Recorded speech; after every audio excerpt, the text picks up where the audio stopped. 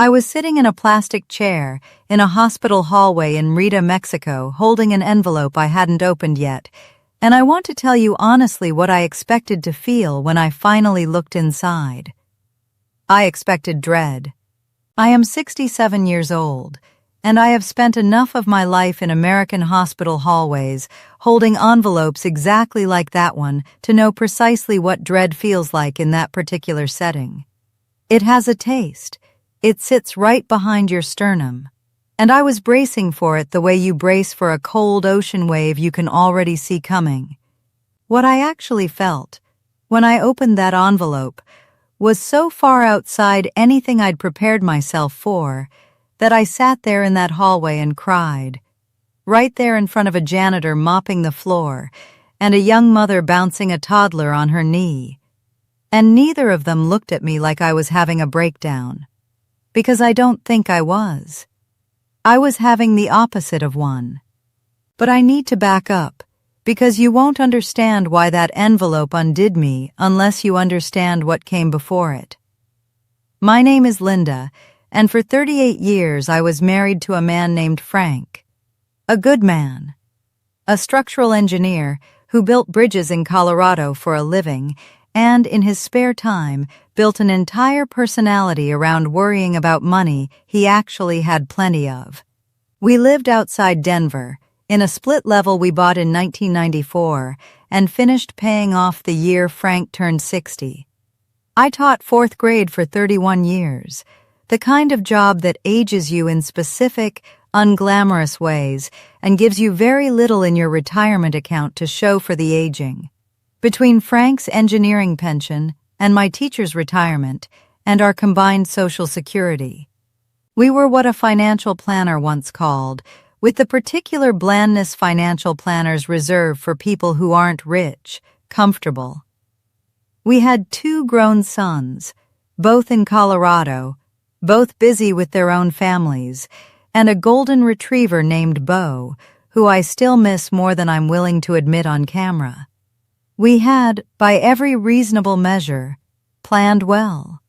And then, on a Tuesday morning in February, 3 years ago, Frank had a heart attack while shoveling the driveway. He survived it.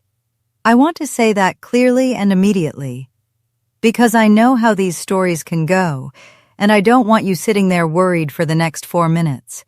Frank survived it, got a stent placed, was home within 4 days.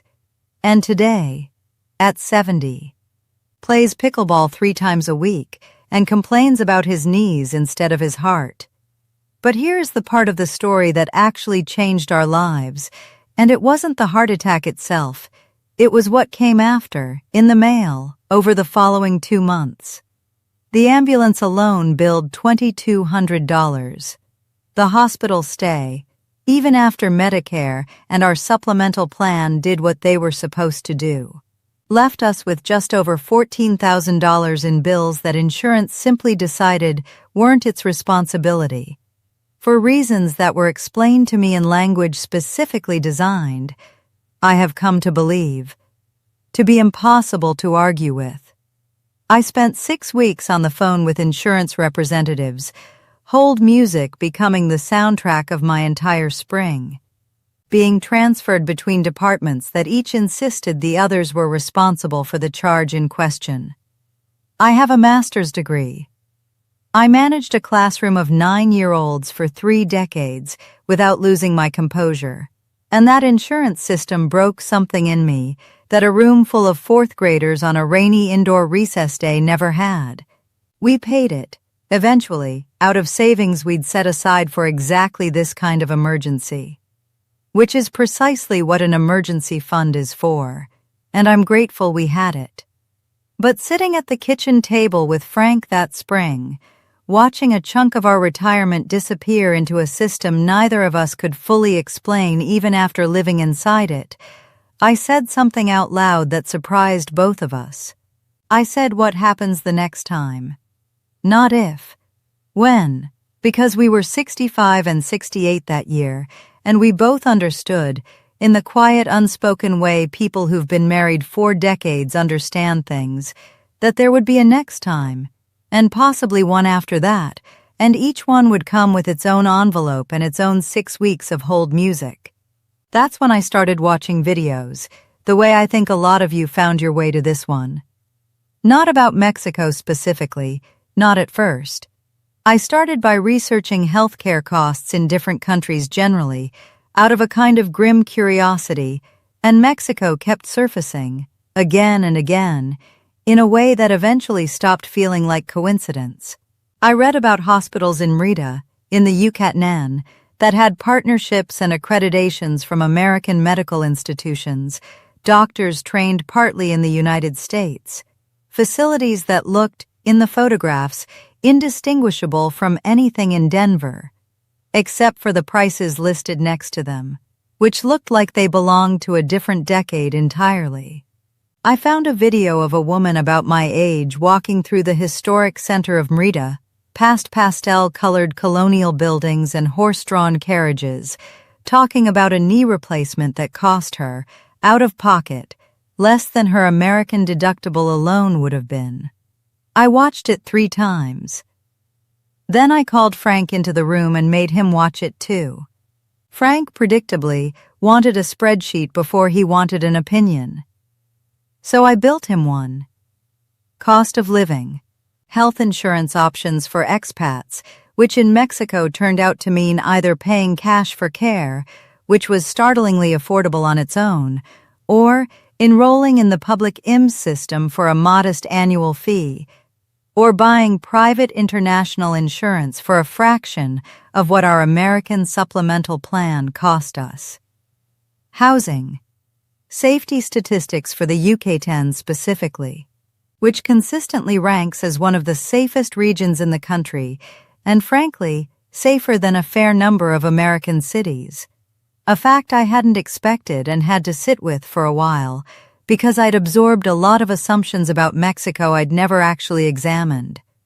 Frank looked at the spreadsheet for 3 days without saying much, which I've learned over 38 years is what he does right before he agrees with me. On the 4th day, he said, "Let's go look," which from Frank is roughly equivalent to another man getting down on one knee. We flew down for a 2-week scouting trip in September, staying in a rented casa in Mérida's Centro Histórico with 15-foot ceilings and a courtyard with a mango tree. And I want to tell you about the first afternoon, because it stayed with me. We were walking through the Lucas de Glives market, overwhelmed in the specific way you're overwhelmed by a market you don't yet know how to navigate, and an older woman selling embroidered huipils noticed Frank studying a blouse he clearly had no intention of buying, and asked, in careful English, if it was for his wife. He said yes. She held it up against me without asking, the way vendors there seem to do without it ever feeling intrusive, declared it perfect, and gave us a 20% discount she hadn't been asked for. Simply, I think, because she'd decided we belonged in the transaction now. Frank bought the blouse. I still wear it. That small, unremarkable exchange did more to settle my nerves about the move than any spreadsheet had. We went home, sold the split level in November, said the hard goodbyes to our sons and their families that I won't dwell on here, because some things are too tender to narrate for a camera, and moved to Mérida permanently the following January, 13 months after Frank's heart attack. I remember standing in our new rented house that first week, unpacking boxes in rooms with those same soaring colonial ceilings, and feeling a specific kind of disbelief that I actually lived there now, that this wasn't a 2-week trip I'd be flying home from. The adjustment wasn't instant, and I don't want to pretend it was. My Spanish, despite a year of Duolingo I was privately proud of, turned out to be considerably worse in practice than in theory, and my first few trips to the pharmacy involved a lot of pointing and apologetic smiling. The heat in the Yukon in April and May is not a joke, and I learned within the first month that anything scheduled outdoors happens before 10 in the morning or after 6 at night, with nothing sensible in between. I missed my sons more than I let on to Frank, who I suspect missed them just as much, and was equally reluctant to say so. There were a few weeks in March when I sat on our patio in the evenings and genuinely wondered whether we'd made an expensive mistake, whether comfortable had been worth trading for uncertain, whether I'd talked Frank into something we'd both regret.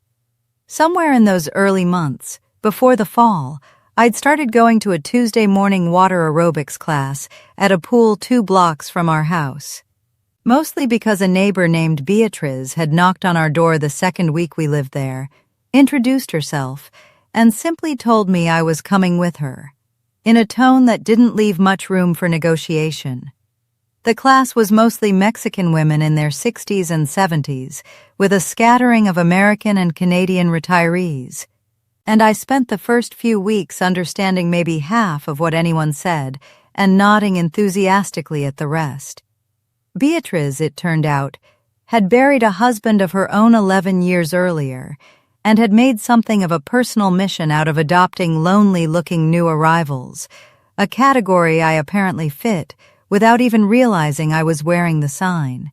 By the time I broke my wrist, Beatriz was the second person I called, after Frank, and she showed up at the hospital before I'd even finished the paperwork, sat with me in Spanish, and broken English until Frank arrived, and later told me, with the particular bluntness I'd come to love her for, that I should have been more careful on wet tile, which she was of course completely right about. Frank found his own version of Beatriz within a few months, a loose group of retired American men who gathered most mornings at a cafe near the Plaza Grande, arguing amiably about baseball and exchange rates and whichever plumbing crisis someone's casa was currently suffering through. He came home from that cafe most days looking lighter than he had in years, and I remember thinking, watching him describe some argument about the Rockies bullpen with more animation than he'd shown about anything in Denver, that Mexico hadn't just fixed our balance sheet. It had given him back something I hadn't realized retirement had quietly taken from him, which was a reason to leave the house in the morning that had nothing to do with an appointment. Then, in April, 4 months after we arrived, I fell. It was nothing dramatic, which somehow made it worse in the moment. I was carrying groceries up the tiled steps outside our house, missed the last one, and went down hard on my left wrist, trying to catch myself. I knew immediately it wasn't a sprain. Frank drove me to Star Medica, a private hospital in Merida that had come up repeatedly in my research the year before, the kind of place I'd read about in forum posts written by women exactly like me, and I sat in the waiting room with my wrist swelling and my mind unhelpfully already running the American math. Emergency room. X-ray. Possible cast or surgery. Specialist consultation. Back home, even with decent insurance, I was mentally preparing for a bill in the thousands before I'd even been seen. They saw me within 20 minutes. The doctor who examined me, Dr. Aranda, spoke English, learned partly during a fellowship in Houston, and had a calm, unhurried manner that made me feel, for the first time since I'd fallen, that I wasn't a burden being processed. The X-ray happened almost immediately, in the same building. No separate appointment, no separate building. None of the fractured multi-stop American process I'd spent my whole adult life assuming was simply how medicine worked everywhere. It was a clean fracture of the distal radius, not severe enough for surgery, but enough for a proper cast and a follow-up in 2 weeks. Doctor, Aranda said it herself gently, talking me through every step, while a nurse named Rocco held my other hand without being asked to, and told me, in the kind of Spanish I could actually follow, that I was being very brave, which made me laugh despite the pain, because I did not feel brave. I felt like a woman who'd tripped on her own groceries. The whole visit, from arrival to walking out with a cast and a follow-up appointment card, took just under 2 hours. That's when they handed me the envelope. I want you to understand what I was bracing for as I sat down in that hallway with it, because it matters for what happened next. I was thinking about the $14,000 from Frank's heart attack. I was thinking about 6 weeks of hold music. I was thinking about a system that had made me, a woman who managed a classroom for 3 decades without flinching, feel completely powerless over my own medical care. I opened that envelope already composing, in my head, the calm, resigned voice I was going to use with Frank when I told him what it cost. The total came to 3,400 pesos. At the exchange rate that week, that was $189. For the emergency visit, the X-ray, the doctor's examination and casting, and the follow-up appointment already included. I sat there in that plastic chair and I cried, and if you'd asked me in that moment why, I couldn't have told you cleanly. Because it wasn't one feeling. It was relief. It was relief, obviously, the simple animal relief of a number so much smaller than the one I'd braced for. But underneath that was something else, something closer to grief. Strange as that sounds. Because some part of me was crying. For every other time in my life I'd sat in a hospital hallway in America, doing that same bracing, that same silent arithmetic of dread, and I realized in that moment that I had simply accepted, for 67 years, that medical care was supposed to feel like that. Frightening, adversarial, a financial threat wrapped around a physical one. And I was sitting in Mexico with a broken wrist and a $189 bill and a nurse who'd held my hand for no reason except kindness, understanding for the first time that it hadn't ever needed to feel that way. That was the wrong reason to cry, or at least the reason nobody warns you about. Not fear. Grief for how long I'd assumed fear was simply the cost of getting old in the country I was born in. If any of you have sat in a hallway like that, bracing for an envelope, I want you to comment below and tell me what number you were expecting. I read every one, and I think a lot of us have been carrying around the exact same silent arithmetic for years without ever saying it out loud to anybody. Doctor, Aranda checked my wrist again 2 weeks later, at the follow-up already covered in that first bill, and pronounced it healing well. Rocco remembered me by name, asked about Frank, and told me, unprompted, that I should come back and visit even when nothing was broken, which struck me as such a small and specific kindness that I've thought about it more than once since. We've been in Merida for a year and a half now.